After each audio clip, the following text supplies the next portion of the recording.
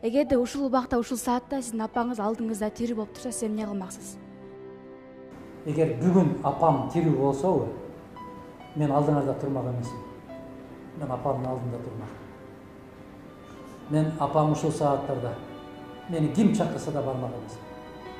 Мен апамды көп элестетем да ушул буту кургап, баягы даарат алып атканда карап отурсам ушу буттары кургап калган ушул болсо, момундай күдүк таштарды алып, ошол таштар менен кырып буттарын жакшынакай кылып жууп, анан кийин дааратын алып намазга туруп кетет эле да.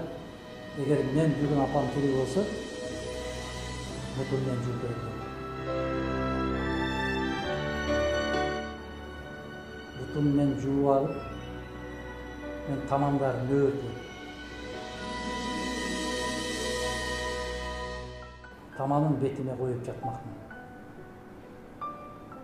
Мен карап туруп, же болбосо бутуна суу куюп берип, кыйгатып койгондой болуп, бутуна суу куюп берип коюп турмак эмесмин.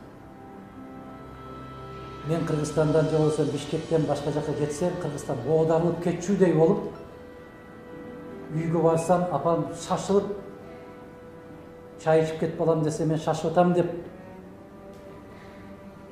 ушундай кылбагым. Дүйнөм өрттөнүп кетип барса дагы, апамдын алдында калып.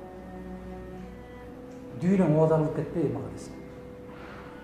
Мен жумушка барбай калсам, Кыргызстан токтоп кала тургандай болуп жүрдүм. Энем кетти.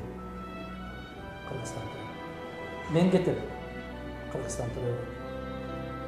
Мына ушул жалган сезимге берилмели. Мен барбай калсам, иш токтойт. Токтобойт. Сага чейин токтогон эмес, сенден кийин токтойт. Энеңдин барып бутун кучактап, мен мүмкүнчүлүк болушунча апа ишим бар деп мен жаргызадан чыкмак эмесмин.